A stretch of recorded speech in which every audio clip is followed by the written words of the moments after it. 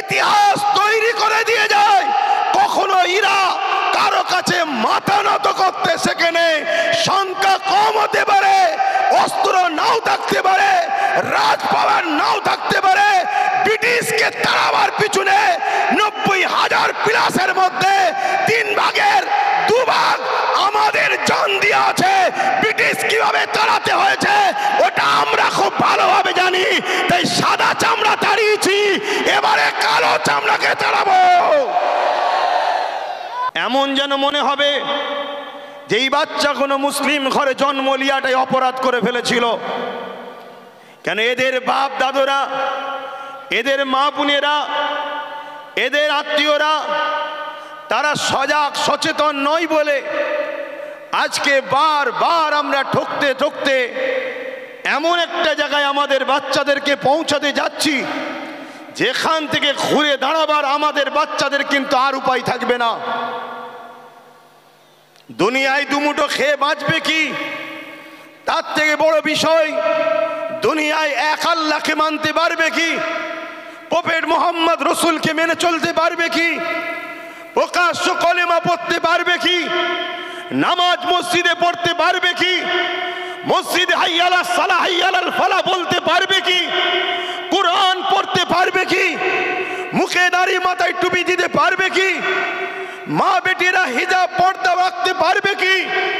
এই অস্তিত্বের লড়াইয়ে কিন্তু আজ আমরা নেমেছি। তাই প্রথমে আমাদের জানা দরকার এই ওয়াকাফটা কি। খুব ভালো করে শোনেন, ওয়াকাফ বিষয় যদি আমরা না জানি তাহলে আমাদেরকে বোকা বানাতে খুব সহজ হবে। মনে রাখবেন, ইতিপূর্বে এই দেশে একজন রাজা ছিল যার নাম আকবর। নামটা শুনতে মুসলমান হলো, কিন্তু সে ছিল একটা হতভাগা। কোরআনের বিরুদ্ধে একটা দ্বীন ইলাহি বলে কিতাব বার করেছিল। সে আকবর দেখেছিল আমি সবাইকে বোকা বানাতে পারলো। এই খেটে খাওয়া, এই লেবার শ্রেণী, মাথায় টুপি না থাকতে পারে, পরনায় জুব্বা না থাকতে পারে, মাদ্রাসার চৌকাঠে পা না দিতে পারে, কিন্তু এই মুসলিম সমাজকে কোরআনের বিরুদ্ধে নিয়ে যাওয়া এত সহজ ব্যাপার হবে না। এরা গান যাত্রা ফাংশনে চলে যাচ্ছে, এদের অন্যায়, কিন্তু কোরআনের বিরুদ্ধে হাত উঠলে আমি আকবরেরকে আমার অস্তিত্বকে মিটিয়ে দিতে এই মুসলমান কিন্তু এক পা পিছপা হবে না। তাই হতভাগা আকবর দ্বীনে ইলাহি ঘোষণার আগে বড় প্ল্যান মাফিক কোটি কোটি টাকা দিয়ে মুফতি খরিদ করেছে, মৌলানা খরিদ করেছে, পীর সাহেব খরিদ করেছে। তৎকালীন সময় এক শ্রেণীর মানুষ, সবাই নয়, খরিদ করেছে। তাদের দ্বারা দিয়ে মুসলিম সমাজ যখনই অন্যায়ের বিরুদ্ধে দাঁড়াতে যায় তখনই এই সকল ছদ্মবেশী আলেম উলামা, মুফতি, মৌলানা গুলোকে তাদের সামনে দাঁড় করিয়ে দেওয়া হয়। এরা তখন আকবরের পক্ষে বিভিন্ন দলিল খাটিয়ে আকবরের গদি টিকিয়ে বাঁচিয়ে রাখার ষড়যন্ত্র করেছে। কিন্তু এক মুজাহিদ দাঁড়িয়েছিল, হযরতে মুজাদ্দিদ আল-পেশানি। তিনি কিন্তু আকবরের বিরুদ্ধে সংগ্রাম করলো এবং তিনার পক্ষে যারা হকপন্থী আলেম উলামা ছিল তিনারাও দাঁড়ালেন। সংখ্যা অল্প হতে পারে, কিন্তু মুজাদ্দিদ আল-পেশানি ফতে হয়েছিলেন। আকবরের নাম নিশানা মিটে গেছে। আজও পৃথিবীর মানুষ কোটি কোটি আকবরের নাম নিশানা জানে না, তার আস্তানা কোথায়, তার দরগা কোথায়, তার কোথায় সমাধি জানে না। কিন্তু মুজাদ্দিদ আল-পেশানির কাছে কোটি কোটি মানুষ আজও ছুটে ছুটে যাচ্ছে। কেন? তিনি হকের পক্ষে ছিলেন। তো মনে রাখবেন, কেন্দ্রে যে সরকার আছে আজকের এই জালিম, অত্যাচারী, স্বৈরাচারী, সংবিধান বিরোধী, দেশ বিরোধী, ভারতবাসী বিরোধী এই যে সরকার, এই সরকারও হয়তো আগামী দিন হাজারো লাখো উলামাদেরকে খরিদ করে নেবে। তারা আপনাদের কাছে আসবে, বুঝাবে না কেন্দ্র সরকার তোমাদের ক্ষতি করছে না। তাই আমি জানাতে চাইছি, ওয়াকাফটা কি আগে জানুন। কয়েকটা পয়েন্ট আপনাদেরকে বলবো, এগুলো একটু ধৈর্য ধরে শুনতে হবে। কেননা 4টে বাজতে 5 মিনিট বাকি, আর হয়তো 10-15 মিনিট বক্তব্য হবে। আপনাদের ধৈর্য আছে তো নাকি? হাত তুলে বলুন, আছে তো নাকি? তবে আমি যারা এই ব্যবস্থা করেছে যদি একটু প্ল্যান মাফিক করত, আমার মনে হয় আজকে বিজয়গঞ্জের বাজারের এই প্রোগ্রামটা একটা ঐতিহাসিক প্রোগ্রাম রূপ নিত। যেভাবে মানুষগুলো চতুর্দিকে ছড়িয়ে আছে, যদি সংগঠিতভাবে প্ল্যান মাফিক বসানো যেত তাহলে এই প্রোগ্রামের সৌন্দর্য কিন্তু আরো বহিঃপ্রকাশ হতো। তো যাক, আমরা প্রোগ্রাম সুন্দর করে ভোট লুটতে আসিনি আজকে। কথা শুনছেন? আমরা এসেছি আমাদের নিউ জেনারেশন, আমাদের পরের প্রজন্মকে ধ্বংসের মুখে ঠেলে দিয়ে যেতে পারি না। একজন বাপ হিসাবে, একজন ভাই হিসাবে, একজন চাচা হিসাবে, একজন বন্ধু হিসাবে, একজন সন্তান হিসাবে আপনাদেরকে বুঝাতে এসেছি, ওয়াকাফ অফ করা, উৎসর্গ করা, মানুষ তার নিজের ব্যক্তিগত সম্পদকে খুশি করে আল্লাহর রাহে উৎসর্গ করে। এই উৎসর্গ করার অনেক কটা পদ্ধতি আছে। এই উৎসর্গ করা, দান করার অনেক পন্থা আছে। যেমন একটা হলো মৌখিক উৎসর্গ করা, হেবা করা, দান করা মৌখিক, যে আমার এই সম্পদ আমি বিজয়গঞ্জের ওই বাজার মসজিদকে আমি দান করে দিলাম। এই হেবা আজকের দিন পর্যন্ত ইসলাম শরিয়াতেও জায়েজ এবং আমার দেশের সুপ্রিম কোর্ট পর্যন্ত রায় দিয়েছে মৌখিক হেবা চলবে। কেন্দ্র সরকার এই মৌখিক হেবার সম্পদগুলোকে ঝেড়ে নিবার একটা নতুন ষড়যন্ত্রের বীজ রোপণ করছে। কথা মাথায় ঢুকছে? সে বলবে কাগজ দেখাও, 800 বছরের মসজিদ কাগজ দেখাও, 900 বছরের মসজিদের কাগজ দেখাও, 1000 বছরের মসজিদের কাগজ দেখাও, চিরামান মসজিদ কেরলে 1400 বছর পুরাতন কাগজ দেখাও, কেরলে তার গুজরাটে 1300 বছরের মসজিদ কাগজ দেখাও। কথা মাথায় ঢুকছে? তাহলে হেবা করার, দান করার, অফ করার পদ্ধতি আছে। আমার কথা মাইকে বুঝছেন? একটু মন দিয়ে শুনুন ধৈর্য ধরে। ব্যাপারটা না জানলে আপনাদের ইন্টারেস্ট আসবে না। আর ব্যাপার যদি জেনে যায়, আমার বিশ্বাস আমার কেন্দ্র সরকার যাকে গুরু বলে মানে, আমেরিকা ডোনাল্ড ট্রাম্পকেও নিয়ে এলো, ভারতের ইতিহাসে ওয়াকাফকে নিতে পারবে না, এটা চ্যালেঞ্জ দিয়ে যাচ্ছি আমি আপনাদের কাছে।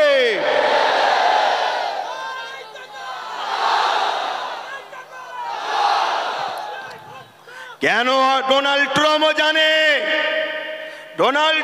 জানে এরা উলো খেরাদের বংশের উত্তরসূরি নয়, এরা খালেদ বিন ওয়ালিদের উত্তরসূরি, এরা মৌলা আলী শেরে খোদার উত্তরসূরি, এরা ওমর ফারুকের উত্তরসূরি, এরা এই জমিনের উপরে ইতিহাস তৈরি করে দিয়ে যায়।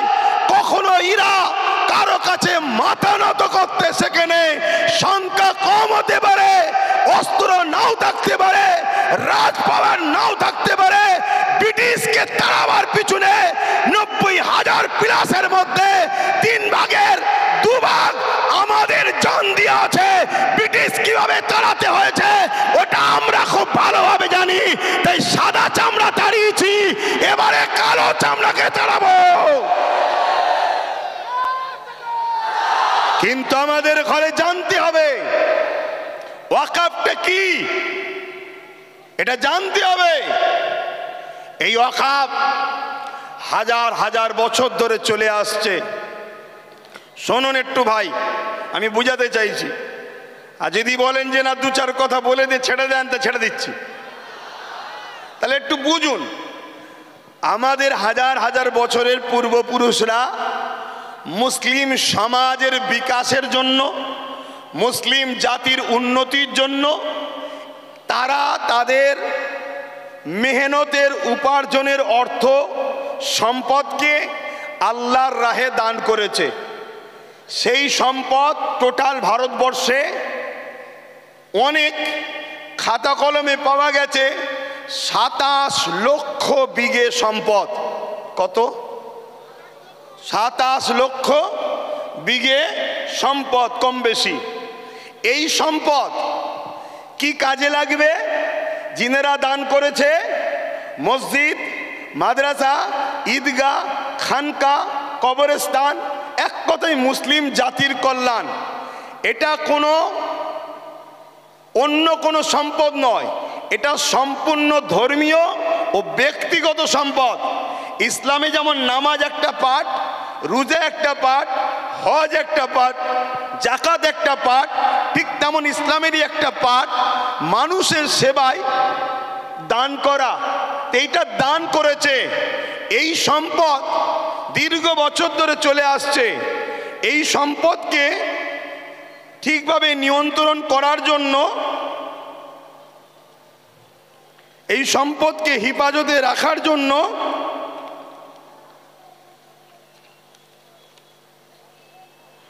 সর্বপ্রথম ভারতবর্ষে 1954 প্রথম একটা আইন তৈরি করা হয়। কংগ্রেস পিরিয়ড চলছিল। তাদের কাজকে আমি খুব একটা খারাপ বলবো না। তারা চেয়েছিল যাতে করে একটা বোর্ড তৈরি হোক, কমিটি তৈরি হোক, যাতে করে ওয়াকফগুলো নয়-ছয় না হয়ে যায়, দানকৃত সম্পদ প্রতিটা জায়গায় যেন যায়। তারা বোর্ড তৈরি করলো ঠিকই, কিন্তু ব্যবহারের জায়গায় ঠিকভাবে চলছিল না। তাদের ইচ্ছা ছিল ভালো, কিন্তু কিছু অশুভ লোক ঢুকে যাওয়ার জন্য ওই ওয়াকফের অর্থ লুট হতে শুরু হলো। তারপরে এই ওয়াকফকে 1995-এ আরেকবার সংযোজন করা হলো, সংশোধন করা হলো। সেই সংশোধনে আরো সুন্দর করে যাতে করে এই ওয়াকফকে হেফাজত করা যায় তার জন্য ব্যবস্থা করা হলো। এরপরে এই 77 বছর আইন তৈরি হয়েছে, ওয়াকফ হেফাজতের জন্য বোর্ডও হয়েছে, সুন্দর সিস্টেমও হয়েছে, কিন্তু দুঃখের বিষয় যারাই নেতৃত্বে যায়, যারাই দায়িত্বে থাকে, তারাই সরকার আন্ডারটেকিং, সরকারের নিয়ন্ত্রণের লোক যায়। তাই 77 বছর ধরে কম বেশি সব গভর্নমেন্টই এই ওয়াকফের টাকার মধু চেকেছে। তার মানে আমাদের সম্পদ ঝেড়ে খেয়েছে। খোলা কথা, আপনাদের অসুবিধা হচ্ছে? আমাদের সম্পদের টাকা সবকটাই ঝেড়ে খেয়েছে। কিন্তু হঠাৎ করে বিগত 10 বছরও কেন্দ্রে যে সরকার আছে সেও ওয়াকফের টাকার মধু খেয়েছে। কিন্তু একটা প্রশ্ন, হঠাৎ করে এই ওয়াকফকে কেন আইন করে নিজেদের কবজায় নিবার ষড়যন্ত্র করছে, এটা আমাদের ভাবতে হবে। এই জায়গাটা হলো পয়েন্ট। তার আগে আমি আপনাদের বলি, আমার রাজ্যে যিনি বর্তমান সরকার আছে, আমার রাজ্যে যিনি বর্তমান ক্ষমতায় রয়েছে, ইনি সাচার কমিটির রিপোর্ট অনুযায়ী আমাদেরকে কি ওয়াদা করে এসেছিল, ইনার আগে যে বাম সরকার ছিল সেই বাম সরকার নাকি 20,000 কোটি টাকা ওয়াকফ সম্পত্তি লুটপাট করেছে। অতএব আমি যদি ক্ষমতায় আসি মুসলমানদের ওয়াকফ উদ্ধার করে দেব। এটা বলেছিল না বলেনি? হাত তুলে বলবেন বলেছে না বলেনি? হাত তুলে বলেন বলেছিল না বলেনি? এই ওয়াদা করেছিল। আরো অনেক ওয়াদা, 10,000 মাদ্রাসা, ফুরফুরা শরীফের রেল, ইটা সিটা বাড়িতে বাড়িতে, মানে দুনিয়া যা ফেঁকার ফেঁকেছিল আর আমরা মূর্খর মতো নিয়েছিলাম। ওটা ছেড়ে দেন, আমি একটা টপিক নিয়ে আলোচনা করছি। তাহলে ইনি বলেছিলেন উদ্ধার করে দেবো, কিন্তু উনি এসেছেন 2011, আজকে 24, দীর্ঘ 13 বছর প্লাস হতে যাচ্ছে। কিন্তু দুঃখের সাথে বলতে হয় একটা সম্পদও উদ্ধার হয়নি। আমি 2013-14 থেকে আন্দোলন করছি যে ওয়াকফকে ফিরিয়ে দিতে হবে, ওয়াকফকে হেফাজত করতে হবে। রাজ্যে যে সরকার আছে তিনি একবার বেগম রোকেয়া রিসার্চ সেন্টার ওয়াকফ ভবন বলে একটা শিলান্যাস করেছিল। ওই শিলান্যাসই হয়েছে, একটা পর্যন্ত এখনো ইট গাঁথা হয়নি। কেন? সব সেটিং মাপে চলছে। এদের সবার বাপ, সবার মাথায় মনে রাখবেন RSS বসে আছে। অতএব সমস্ত সম্পদকে আরএসএস এর ফান্ডে দিতে হবে, এটাই হলো ইনাদের মূল পরিকল্পনা। কেন পুরো দেশ এখন কোন জায়গায় মোদি বসতে পারে, কোন জায়গায় শাহ বসতে পারে, কোন জায়গায় মমতা বসতে পারে, কোন জায়গায় অন্য কেউ দিল্লিতে অন্য কেউ নামে বসতে পারে, কিন্তু মনে রাখবেন সবার মাথাতে এই আরএসএস বসে আছে। তাই আরএসএস এর বিনা হুকুমে এরা কখনো কিছু করতে পারবে না। তাই ওয়াকফ ভবন তো শিলান্যাস হলো, কিন্তু টাল বাহানায় ওয়াকফকে রেজিস্ট্রেশন করা, তুলে আনা এমন কোনো ব্যবস্থা করলো না। এবং মনে রাখবেন আজকে এই আইন করার পিছনে উদ্দেশ্যটা কি? এই আইন করার পিছনে উদ্দেশ্য হলো, এখন দেখে দেখে অনেক বিষয় পড়তে গেলে অনেক সময় লেগে যাবে। ৭৭ বছর ধরে কম বেশি সবাই খেয়েছে, এই টুকটুক টুকটুক করে সবাই খেয়েছে। কেন্দ্র সরকার চাইছে টুকটুক করে খেয়ে লাভ নাই, সব তো আমার হাতে, সব তো আমার হাতে। প্রধানমন্ত্রী আমার, স্বরাষ্ট্রমন্ত্রী আমার, সব আমার। কোর্টকে আইন অবশ্যই সম্মানের, কিন্তু কোর্টের মধ্যে অনেক জজও আমার, লয়ারও আমার। প্রেসার দিয়ে অনেক কিছু করে নেব। তার প্রমাণ হলো ১.৫ ঘন্টার মধ্যে সাম্বালের মসজিদের জন্য আদেশ চাইল, সঙ্গে সঙ্গে দিয়ে দিল। অথচ আমার কলিকাতার সেই বোনটা কোথায়? আরজি করেন কোথায়? আরজি করেন। আজকে সেই বোন ইনসাফ পেল না। ১.৫ ঘন্টার মধ্যে মসজিদের তলায় কি আছে খোঁড়ার জন্য রায় পেয়ে যায়। এটা কি সেটিং ছাড়া অন্য কিছু হতে পারে? এটা সেটিং ছাড়া অন্য কিছু হতে পারে? এইভাবে কেন্দ্র সরকার দেখছে টুকটুক করে খেয়ে হবে না, টুকটুক করে নিয়ে হবে না। সবই তো আমার, প্রত্যেক জেলার প্রত্যেক রাজ্যের সিএমও তো আমাদের, প্রত্যেক জায়গার ডিস্ট্রিক্ট ম্যাজিস্ট্রেট শুরু করে সব দপ্তরই তো আমাদের। অতএব এই সুযোগে ওয়াকফ ২০২৪ সংশোধনের নামে ওয়াকফ সম্পদকে পুরো কবজা করে নাও। ৪৪টা ১৯৯৫-এর যে আইন হয়েছিল তা থেকে ৪৪টা চেঞ্জ করতে চেয়েছে। তার মধ্যে কয়েকটা রিপোর্ট আপনাদের বলছি।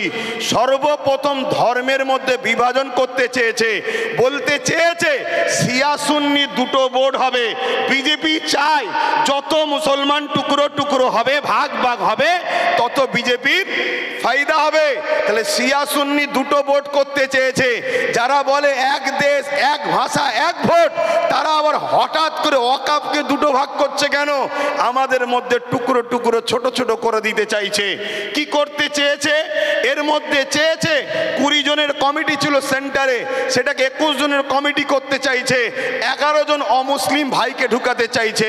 আমি সম্মান, শ্রদ্ধা, ভালোবাসা রেখে, সম্প্রীতি রেখে আমার অমুসলিম ভাইদের বলবো, ভাই মনে দুঃখ নেবেন না।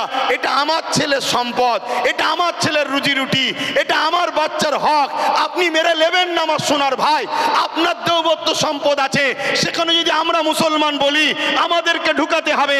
খ্রিস্টান ভাইদের সম্পদ আছে, আমরা মুসলমান যদি বলি সেকুলারের নামে ধর্মনিরপেক্ষ দেশ আমাদেরকে ঢুকাতে হবে। এটা অন্যায় হবে।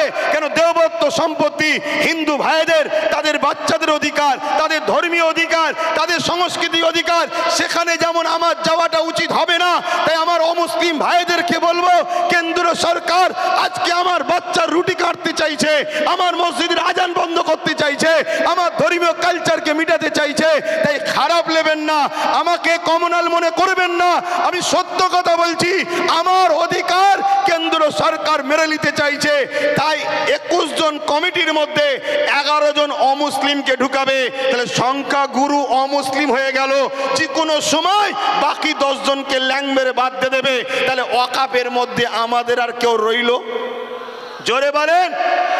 কেরলের ১৪ বছরের মসজিদ নিলাম করে কর্পোরেশনদের হাতে তুলে দিতে অসুবিধে হবে। গুজরাটের ১৩ বছরের মসজিদ ভেঙে ওটাকে ওয়াকফ কর্পোরেশনদের হাতে, আদানি আম্বানির হাতে তুলে দিতে অসুবিধে হবে। এভাবে স্বাধীনতার আগে যত ঐতিহাসিক মসজিদ মাদ্রাসা আছে, কবরস্থান আছে, সবগুলোকে মিটিয়ে দিতে চাইছে। কেন মিটাতে চাইছে? এটা প্রশ্ন তো। এক তো লোভ, অর্থ, টাকা আমাদের ওপরে হিংসা, এগুলো তো ইত্যাদি। কিন্তু বাস্তবটা শুনুন, বাস্তব বলে এটাই, এনআরসি এনপিআর করে মুসলমানদের ধরে বিদেশি বলে তাড়াবার চেষ্টা করেছিল। আফগানিস্তান, পাকিস্তান, বাংলাদেশ বিভিন্ন রাজ্য থেকে অমুসলিম ভাইরা এলে তারা নাগরিকত্ব পাবে, মুসলমানরা পাবে না, এই বলে বিভাজন করতে চেয়েছিল। সেই জায়গায় আমি বলেছিলাম অবশ্যই দিন কোনো আপত্তি নাই, কেন আমি বুক ঠুকে জানি বাংলাদেশ থেকে কোনো মুসলমান ভারতে আসেনি, পাকিস্তান থেকে কোনো মুসলমান ভারতে আসেনি, আফগান থেকে কোনো মুসলমান ভারতে আসেনি। তাই আমাদের নাগরিকত্ব দিবার প্রয়োজন নয়। আমরা ছিলাম, আমরা আছি, আমরা যে এখানকার প্রমাণ দেবো কি করে? ওই যে কেরলের 14 বছরের 1400 বছরের মসজিদ বলে দিচ্ছে 1400 বছর ধরে ভারতে মুসলমান ছিল, আজান ছিল, একামত ছিল, নামাজ ছিল। ওই যে গুজরাটের 1300 বছরের মসজিদ বলে দিচ্ছে ভারতবর্ষে মুসলমান ছিল 1300 বছর ধরে, আজান ছিল, নামাজ ছিল। তাই ঐতিহাসিক মসজিদগুলোকে বিরান করে কবরগুলোকে মিটিয়ে দিয়ে এরা সমাজকে দেখাতে চাইছে মুসলমান এদেশে নতুন করে এসেছে, তবে তো এনআরপি করে এনআরসি করে আমাদের তাড়াতে সুবিধা হবে। কথা বুঝছেন না, বোঝেন না? তাহলে একদিকে যেমন এটা আমার ধর্মকে মিটাবার ষড়যন্ত্র, অপর দিকের পিছনে পুরো ভারতের মুসলমানদের ঘরে নাগরিকহীন করে এদেরকে গণহত্যা করার একটা ষড়যন্ত্র চলছে। মনে রাখবেন, এই জায়গায় আমাদেরকে জীবনের শেষ নিঃশ্বাস দিয়ে হলো আমাদের ওয়াকফ, আমাদের মসজিদ, আমাদের মাদ্রাসা, আমাদের কবরস্থান, আমাদের ঐতিহ্য আমাদেরকে বাঁচাবার জন্য সংগ্রাম করে যেতে হবে। এতে আপনারা তৈরি আছেন না নাই বলুন? তৈরি আছেন তো নাকি? আর মনে রাখবেন, কেন্দ্রে আজকে যে সরকার আছে কাল বেটা মরে যাবে, অন্যজন আসবে, পরশুদিন আবার কেউ চলে যাবে, অন্যজন আসবে। কত সরকার এসেছে, কত সরকার চলে গেছে, কত রাজ্য এসেছে, কত চলে গেছে। কিন্তু মনে রাখবেন, এ দেশের একটা সংবিধান আছে, এই সংবিধান আমাদের ছিল, আছে, থাকবে। সংবিধান বলছে 1947-এ সংবিধান জানিয়ে দিয়েছে ভারতবর্ষের যেটা মন্দির মন্দির থাকবে, যেটা মসজিদ মসজিদ থাকবে, যেটা গুরুদুয়ার গুরুদুয়ার থাকবে, যেটা চার্চ চার্চ থাকবে, যেটা সনাতন ভাইদের যা যেটা যেটা ছিল 1947 থেকে ওটাকে আর চেঞ্জ করা যাবে না, ওটা ওরকমই থাকবে। তাই এই আইনকে সামনে রেখে আমি বলতে বাধ্য হচ্ছি, কেন্দ্র সরকার শুধু ইসলাম মসজিদ মাদ্রাসার বিরুদ্ধে নয়, কেন্দ্র সরকার আমার দেশের সংবিধানের বিরোধী লেগেছে। অতএব সংবিধান আগে না কেন্দ্র সরকার আগে? জোরে বলেন, জোরে বলেন। তা সংবিধানকে বাঁচাবার স্বার্থে কেন্দ্র সরকারের বিরুদ্ধে আমাদেরকে বুকে তাজা খুন দিয়ে হলো লড়াই করতে কারা পারবেন? উঠে দাঁড়ান, উঠে দাঁড়ান। লড়াই করতে পারবেন আপনারা? লড়াই করতে পারবেন? লড়াই করতে পারবেন? রাজ থেকে অঙ্গীকার নেন, কেন্দ্র সরকারের পক্ষে কারো কথা এই বাংলার বুকে আমরা হতে দেব না। এতে আপনারা রাজি আছেন না নাই? রাজি আছেন না নাই? কেন? আমার দেশের সংবিধান, আমার দেশের সংবিধান আমাদের কাছে আগে।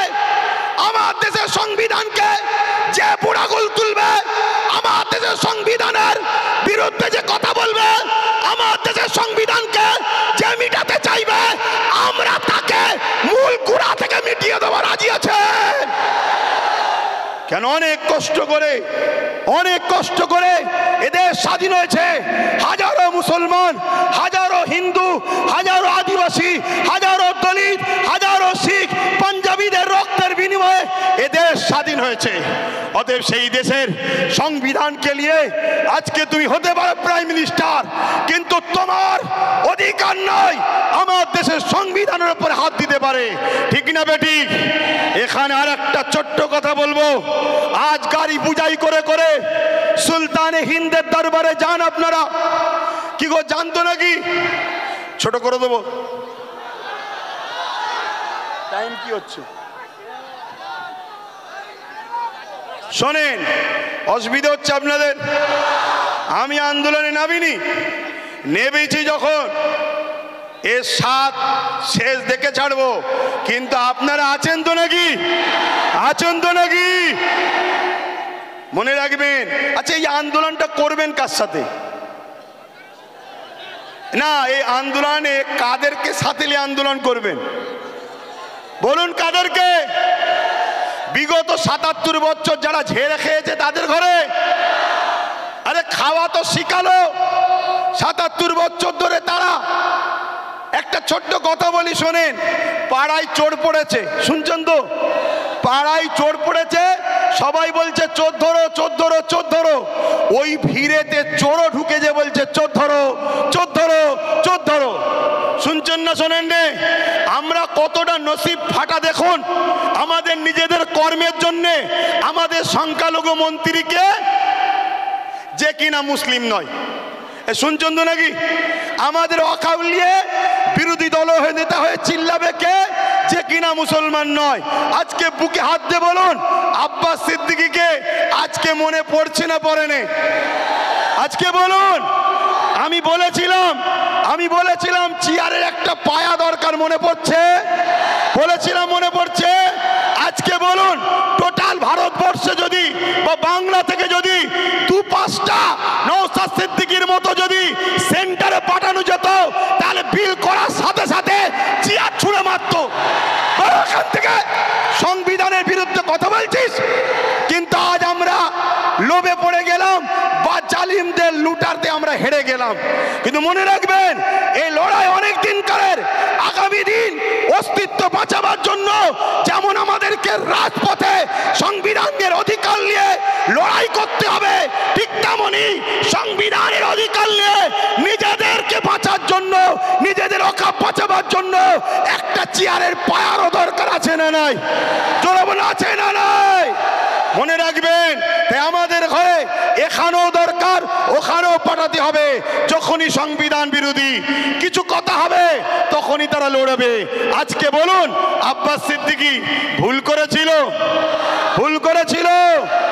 এই গত দুদিন আগে পার্লামেন্টে আমার পশ্চিম বাংলার বিধানসভায় ওয়াকফ নিয়ে আলোচনা হচ্ছিল। বড় বড় দাঁড়িয়ে রাখা মৌলী সাহেব কলকাতায় দাঁড়িয়ে বড় বড় ফুটানি দিচ্ছিল, ওর মধ্যে ঢুকে একটা ওয়াকফের পক্ষে কথা বলেনি, একটাও কথা বলেনি। আমি আপনাকে রিপোর্ট বলে যাচ্ছি। কেন?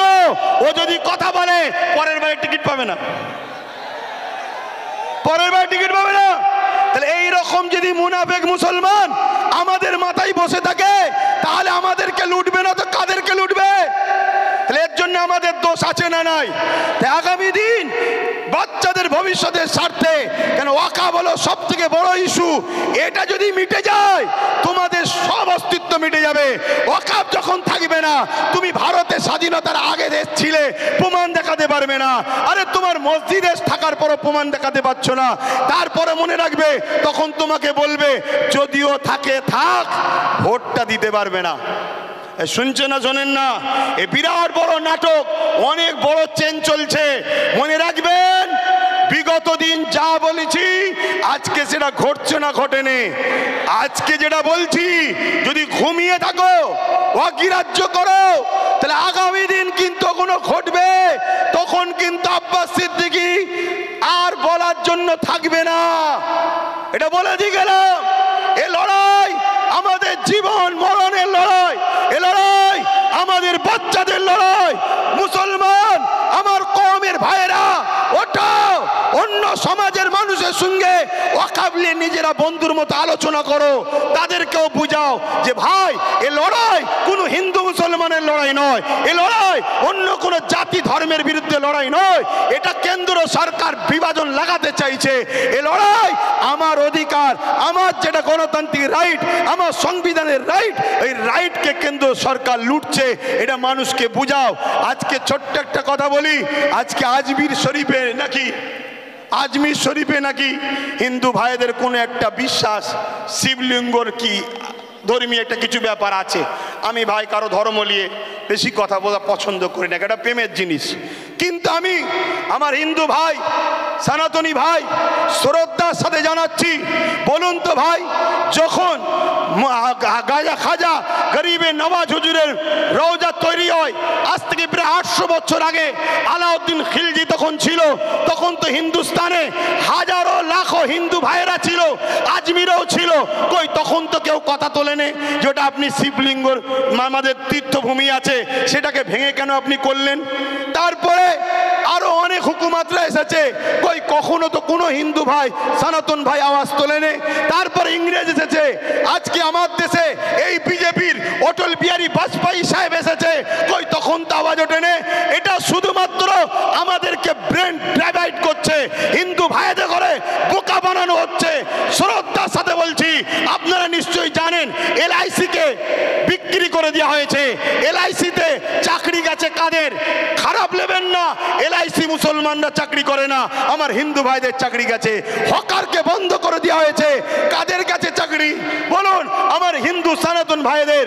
শুনুন আমার হিন্দু ভাইরা, সনাতন ভাইরা, শ্রদ্ধা দিয়ে বলছি, যতটা আপনি ভারতকে ভালোবাসেন আমিও ততটা ভালোবাসি। আমি আপনাকে ছোট করছি না, তবে আমার ধর্ম বলছে দেশকে ভালোবাসা, তাই দেশের জন্য মরা এটা আমাদের জন্য পুণ্যের কাজ। দেশকে আমরা এতটাই ভালোবাসি, তাই আপনাদেরকে শ্রদ্ধার সাথে জানাচ্ছি, মনে রাখবেন রেল বিক্রি হয়ে গেল, জিনিসপত্রের দাম কিভাবে চলছে, একটার পর একটা, কারেন্ট থেকে শুরু করে এয়ারপোর্ট থেকে শুরু করে সব বিক্রি হয়ে যাচ্ছে। তাই আইকে চোখকে ঘোরাবার জন্য এই সব ষড়যন্ত্র চলছে। আসুন আমার সনাতন ভাই, আদিবাসী ভাই, দলিত ভাই, সাঁওতাল ভাই, শিখ ভাই, পাঞ্জাবি ভাই, ভারত আপনার, ভারত আমার, ভারত আপনার, ভারত আমার। আমি বলছি ভারত আপনার, আপনার আপনার আপনার, আমি আপনার ভাই, আমারও ভারত। আসুন মিলেমিশে যেভাবে ব্রিটিশের কালো থাবা থেকে আমার দেশকে আজাদ করেছি, এই সকল অশুভ যারা দেশকে লুটছে এদের হাত থেকে আমরা দেশকে আবার নতুন করে ফিরিয়ে সুন্দর করে সাজাবার জন্য কাঁধে কাঁধ মিলিয়ে চলি। মনে রাখবেন আমার সনাতন ভাই, আদিবাসী ভাই, দলিত ভাই, সাঁওতাল ভাই, ভারতবর্ষ হলো একটা গাছ, একটা গাছ, একটা বট গাছ বলেন আর যে কোনো গাছ বলেন, একটা শক্তিশালী বড় গাছ। এই গাছের অনেক শিকড় আছে, এই শিকড়ের নাম একটা সনাতন, একটা আদিবাসী, একটা দলিত, একটা সাঁওতাল, একটা বাগদি। মনে রাখবেন আমার ভাইরা, একটা শিকড়ের নামও মুসলমান। যদি একটা শিকড় কাটে গাছ দুর্বল হবে, অর্থাৎ দেশ দুর্বল হবে। মনে রাখবেন আমরা কারো দয়াতে খাই না, আমরা খাই রাজ্জাক আল্লাহর দয়াতে খেয়ে থাকি। তো ভাইরা আমার, এখানে মনে রাখবেন আজকে সব ষড়যন্ত্র চলছে, এই ষড়যন্ত্র থেকে আমাদেরকে খুব বুঝে বুঝে পা ফেলতে হবে। তাহলে এই লড়াই হিন্দুদের বিরুদ্ধে নাকি আদিবাসী, সাঁওতাল, বাগদি, খ্রিস্টান না, কোনো ভারতীয়দের বিরুদ্ধে লড়াই নয়। এই লড়াই সংবিধানের পক্ষে, সংবিধান মিটানোকারী কেন্দ্র সরকারের বিরুদ্ধে আমাদের এই লড়াই, ঠিক না বেঠিক?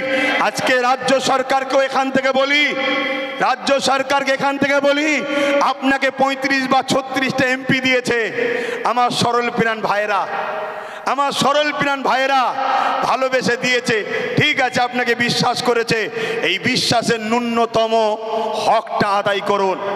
যদি আপনি বিশ্বাসের উপযুক্ত না হন, আগামী দিনে আপনারও বামফ্রন্টের মতো অবস্থা হবে, সেটা পরের বিষয়, কিন্তু বিশ্বাসের উপযুক্ত হন। এই ভারতবর্ষে, এই বাংলায় 35 বা 36 না কটা 34টা MP দিয়েছে, 34টা। মনে রাখবেন বিল অকবার নিলে হবে না। অনেকে বলছেন অকবার নেবে না, অকবার নয়, যদি ক্ষমতা থাকে, যেভাবে দিদিমণি আসার সময় পার্লামেন্টে সংবিধান উল্টো ধরে চিল্লাচ্ছিল, দেখেন না, ছিঁড়াছিঁড়ি করছিল, ওই রকম ওখানে বক্সিং মারবেন ভেতরে। কথা বুঝছেন না, বোঝেন না? শেষবার চান্স দিচ্ছি, শেষবার চান্স দিচ্ছি। এই লড়াই সংবিধানকে বাঁচাবার লড়াই, শুধু মুসলমানদের লড়াই নয়, সংবিধানকে বাঁচাবার লড়াই। আপনি সংবিধানের স্বার্থে করেন, আমাদের ভালো যদি নাও চান, কমসে কম সংবিধানকে তো ভালোবাসেন, সংবিধানের স্বার্থে করেন। আরেকটা কথা রাজ্য সরকারকে বলে যায়, সেটা হলো এটাই, আপনার অনেক আইবি লোক আছে, পুলিশ বন্ধুরা রয়েছে, খবর আপনাদের কাছে চলে যাবে ঠিকই। শ্রদ্ধার সাথে বলছি, যে ওয়াদা করেছিলেন ওয়াকাফ ফিরিয়ে দাও, ফিরিয়ে দেব, এই ওয়াকাফকে ইমিডিয়েটলি ফিরিয়ে দেন। ওয়াকাফকে যারা দখল করেছে দখল মুক্ত করেন। এ কথা যখনই বলা হবে, রাজ্য সরকার কি বলে জানেন? যে ওইভাবে বোলডুজার আমি চালাতে পারবো না। কিন্তু আমরা দেখেছি এই রাজ্য সরকার গরিব হকারদের করে বোলডুজার চালিয়ে ভেঙেছে। দেখাচ্ছেন না, দেখেন না? তাহলে আমার হিন্দু ভাইয়েরা আদি সনাতন ভাইয়েরা, আমরা আপনাদের দুশ্মন নয়। মুদি দুশ্মনের নজর আপনাদের দেখাচ্ছে। চশমা খুলে ভাইয়ের নজরে দেখেন, আপনাদের জন্য আমার জান দিতে প্রস্তুত আছি আমরা, ঠিক না বেঠিক গো? হ্যাঁ, আমার হিন্দু ভাইয়েরা আমাদের নয়, তাই বলে দিলাম। তবে মনে রাখবেন, যদি কেউ মনে করেন যে আজ মনে হয় মুসলমানরা ফেঁসে গেছে, কেন সেন্টারে আমাদের, রাজ্যে আমাদের, সব জায়গায় আমাদের, তাহলে আমি বলবো সত্য এমন একটা জিনিস, পৃথিবীর সব মিথ্যা এক জায়গায় হয়েও সত্যকে মিটাতে পারে না। কিন্তু ইনসাফের স্বার্থে, ইনসানিয়াতের স্বার্থে বলে গেলাম। যাক, আমি সংক্ষেপ করছি, শেষ কথা আপনাদের কাছে বলি, আগামী দিল থেকে বলুন, এ লড়াই কি এখানে শেষ না চলবে? এই লড়াইয়ের দুটো পন্থা আছে। একটা পন্থা হলো সংবিধান অনুযায়ী, সংবিধান যেভাবে রাইট দিয়েছে, সংবিধানের বাইরে গিয়ে আমি তাহলে নাই। সংবিধান অনুযায়ী কলিকাতার রাজপথ ধরে এই আন্দোলন পুরো দরকার হয়, একেবারে যেভাবে দখল নিয়েছে ওভাবে দখল নিতে হয়, লিয়া হবে। ঠিক আছে না বেঠিক? কথা বলেন, দরকার আছে না নাই? তো মনে রাখবেন, এই লড়াই চলবে, কিন্তু সংবিধানের ডায়েরির মধ্যে থেকে, সংবিধানের আন্ডারে থেকে, সংবিধানের বাইরে গিয়ে নয়। আর একটা কথা বলি, আপনারা বোকার মতো ছুটবেন না। ওই জায়গায় বললাম, চোর ভিড়ে ঢুকে বলছে চোদ্দার। যারা আন্দোলন করছে বিগত দিন তাদেরকে দেখা গেছে, যারা ওয়াকাফ ঝেড়ে খায় তাদের মুখে মুখ দিয়ে গুজুর করেছে। আমার একটু ভাষা খারাপ ভাই, কারণ আমার ছেলে শুকিয়ে আছে, তো আমার ছেলে তো খেতে পাই না, আমি তো গার্জেন, আমার বাচ্চা শিক্ষা পাই না, আমার বাচ্চা গরিব, আমার বাচ্চা কলকাতায় হোস্টেল পাচ্ছে না, পড়তে পাচ্ছে না, অথচ কলকাতায় 33 খানা এতিমখানাকে দখল করে রেখেছে শাসক। 33 খানা এতিমখানা রয়েছে কলকাতায়, ভিআইপি জায়গা রয়েছে, ওই জায়গাগুলোতে সব বিভিন্ন প্রমোটিং হয়ে যাচ্ছে, কোটি টাকা লেনদেন হচ্ছে রাজ ক্ষমতার জোরে। এমনি বলিনি যে রাজ ক্ষমতা দরকার, আরে আব্বাস সিদ্দিকী আসবে না, ওই নওশাদকে দিয়েছে, ওটাই থাকবে তোদের সাথে। আমি আমার যেটা করছি করব, কিন্তু তোমাদেরকে ভাবাচ্ছি, তোমরা ভাবো আজকে বিধানসভায় এতগুলো তো মুসলিম এমএলএ রয়েছে, এমপি রয়েছে, এই গত পরশু দিনে আলোচনা হয়েছে, কারো মুখে কথা নেই। তোমাদের নওশাদ, তোমাদের ভাঙড়বাসী, তোমাদের নওশাদ, তোমরা গর্ব করো, তোমাদের নওশাদ। তোমাদের এই ভাঙড়ে পাওয়ার গ্রিগেড যখন তৈরি হয়, 3 বিঘে ওয়াকফ জায়গা ছেড়ে নিয়েছে। আমি বলে যাচ্ছি, মিলিয়ে নাও, 3 বিঘে ওয়াকফের জায়গা পাওয়ার গ্রিডের নামে নিয়েছে। পাওয়ার গ্রিডের প্রয়োজন আছে না নাই ভাঙড়বাসী জানে, ও বিষয়ে যাচ্ছি না। আরো জায়গা আছে তো, কিন্তু ওয়াকফ নিবি কেন? কথা বুঝে আসছে? আমি একটা ছোট্ট কথা বলবো, অনেকে বলতে পারে নওশাদ কি করলো। আমি একটা কথা বলবো, ওর আমি বড়, আমার ধর্মীয় হিসাব অনুযায়ী ও আমার জুতো ঘুরিয়ে দিতে হবে, ওর বড় ভাই আমি, সম্মানের দিকে। কথা বুঝে আসছে? আমি ওর নাম করতেছি না। আমি একটা ছোট্ট কথা বলবো, ভাঙড়ে এয়ারপোর্টের নামে জমি নিতে গেছিল, জানেন তো? নিতে পেরেছে? এটা তোমরাই তোমাদের নিজেদের তকদিরকে, আল্লাহর হুকুম তো বটে, করেছো ভালো। কি যদি ও না থাকতো, অন্য কেউ থাকলে একদিন সই করে জমিলে লাখ হাজার মুসলমানদের ঘরে উচ্ছেদ হয়ে যেত। কথা মাথায় ঢুকছে? কিন্তু ওই নেশার ঘোর এখনো কাটেনি। শুধু একটাই করো, যেখানে মুসলমান গ্রুপ বেশি হয় কেস দিয়ে তুলে দাও, নাই ভোটাভুটিতে ভাগ করে দাও, আর না হয় জমি অধিগ্রহণের নামে কেনে দাও। তো ভাই, আমি আর কথা বাড়াবো না। আগামী দিন আপনারা আমার সাথে আছেন তো নাকি? কথা বলুন, আছেন তো নাকি? একেবারে সত্য হাত তো, এটা একদম কোনো ধোকা নয় তো। অনেক কষ্ট করে যেতে হবে, গাঁড়ের পয়সা খরচ করে। সরকার নয়, আমি সরকারি ফান্ড নেই, সরকারি ফান্ড নেই। আর আমাকে পিছন থেকে সরকারও দেয়নি যে আব্বাস তুমি একটু নেমে যাও। আমাকে বলুনি, শুধু ওইদিকে বলো না, 8 আনা যে খাবে সেও চোর, 1 টাকা যে খাবে সেও চোর। কথা বুঝে আসছে না নাই? তো সেই জায়গায় হাত নামান। আগামী দিন ভাই আমার, সবাইকে একটু সংগঠিত হতে হবে। মা বোনেদের ঘরে বাড়ি গিয়ে শোনাবেন যে ওয়াকফ আমাদের বাঁচাতে গেলে গণতান্ত্রিক প্রক্রিয়ার সংগ্রাম যেমন, আর একটা হলো কি, লাঠি তৈরি করতে হবে। লাঠি বোঝেন না? হ্যাঁ, যেখানে বিল হচ্ছে সেখানে যদি আপনার লোক থাকে, বিল ধরে ছিঁড়ে ফেলবে। বেশি কথা বললে চেয়ারের উল্টো দিক দিয়ে দেবে। ওই দরকার আছে না নাই? হ্যাঁ, কেন তুমি সংবিধান বিরোধী কাজ করছো? এর জন্য লোক দরকার আছে। আর এই ত্যাগ স্বীকার করতে আপনাদের ঘরে একটা জিনিস করতে হবে, কি? নিজেদের মধ্যে আমি বড় হব, আমি বড় হব, আমি বড় হবে স্বপ্ন ছাড়তে হবে। নিজের বাচ্চার ভবিষ্যতের জন্য আসো, সব কিছু কুরবান করো, লোভ লালসা কুরবান করো, চিটিংবাজি ধোকাবাজি কুরবান করো। দু চারটে গাদ্দারি করেছে বলে চিন্তা করনি, মনে রাখবে ও গাদ্দার দিলে চিন্তা করার দরকার নেই। আল্লাহ যেটা করে ভালোর জন্য করে। ভারতবাসীর ঐক্য, ভারতবর্ষের সংবিধান নারে দিবেন। পুলিশ বন্ধুদের সঙ্গে আমাদের কোনো রাগ নেই, তারা আমাদের বন্ধু, তারা আমাদের বন্ধু। কিন্তু অশুভ লোকের হাতে ক্ষমতা চলে যাওয়ার জন্য পুলিশ বন্ধুরা বাধ্য হয় পরিবার, চাকরি, নিজের জানের হেফাজতের জন্য আমাদের উপরে লাঠিচার্জ করতে বাধ্য হয়। কথা বুঝে আসছে? তারা আমাদের বন্ধু, তারা কখনো চায় না, তারাও তো ঘরে মা বোন বউ বাচ্চা আছে, তারাও তো একটা বদদুয়ার কথা মনে করে যে হাই লেগে গেলে, বদদুয়া লেগে গেলে শেষ হয়ে যাবে, আমার ছেলের ক্যান্সার হয়ে গেলে কি হবে। তাই তারা জুলুম করতে চায় না, কিন্তু বদমাইশ লোকের হাতে ক্ষমতা চলে যাওয়ার জন্য বদমাইশি করছে। কথা বুঝে আসছে? তো যাক, চিন্তা করার কিছু নেই। আমি এখানে সংক্ষেপ করছি, আস্তে আস্তে ঘরে যাবেন, আস্তে আস্তে ঘরে যাবেন। মনে রাখবেন, এ দেশ আমাদের ছিল, আছে, থাকবে। সংবিধান ছিল, আছে, থাকবে। সরকার আছে।